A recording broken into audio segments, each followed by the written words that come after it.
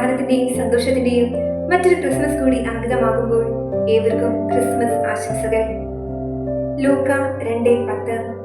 ദൂതൻ അവരോട് പറഞ്ഞു, ഭയപ്പെടേണ്ട, ഇതാ സകല ജനത്തിനും വേണ്ടിയുള്ള വലിയ സന്തോഷത്തിന്റെ സദ്വാർത്ത ഞാൻ നിങ്ങളെ അറിയിക്കുന്നു. ക്രിസ്മസ് എപ്പോഴും സന്തോഷത്തിന്റെ ആഘോഷമാണ്. പുൽക്കൂടും നക്ഷത്രങ്ങളും ക്രിസ്മസ് കേക്കും കരോളും സമ്മാനങ്ങളുമെല്ലാം ഈ സന്തോഷത്തിന്റെ ആഴം കൂട്ടുന്നു.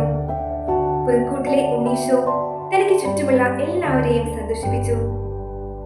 നക്ഷത്രത്താൽ നയിക്കപ്പെട്ട് അകലെ നിന്ന് തന്നെ കണ്ട് ആരാധിക്കുവാനെത്തിയ പൂജരാജാക്കന്മാരെയും പാതിരാത്രിയിൽ തനിക്ക് സ്തുതിസ്തോത്രങ്ങൾ അർപ്പിച്ച സാധുക്കളായ ആട്ടിടയന്മാരെയും കാലിക്കൂട്ടിലെ കുറവുകൾ സന്തോഷത്തോടെ സഹിച്ചുകൊണ്ട് കന്നുകാലികളെയും കഠിനമായ തണുപ്പിനെ സ്നേഹത്തോടെ വാരിപ്പുണർന്ന് പ്രകൃതിയെയും അവൻ സന്തോഷിപ്പിച്ചു.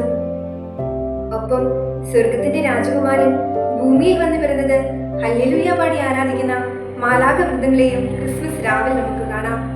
ഇപ്രകാരം സ്വർഗത്തെയും ഭൂമിയെയും പ്രകൃതിയെയും പക്ഷിമൃഗാദികളെയും അവൻ സന്തോഷിപ്പിച്ചു. ഈ ക്രിസ്മസ് നാളുകളിൽ നമുക്കും ചിന്തിക്കാം, ചുറ്റുമുള്ളവർക്ക് സന്തോഷത്തിന്റെ കാരണമാകുവാൻ എനിക്കും നിങ്ങൾക്കും സാധിക്കുന്നുണ്ടോ? പ്രിയപ്പെട്ടവരെ, നമുക്ക് പ്രാർത്ഥിക്കാം.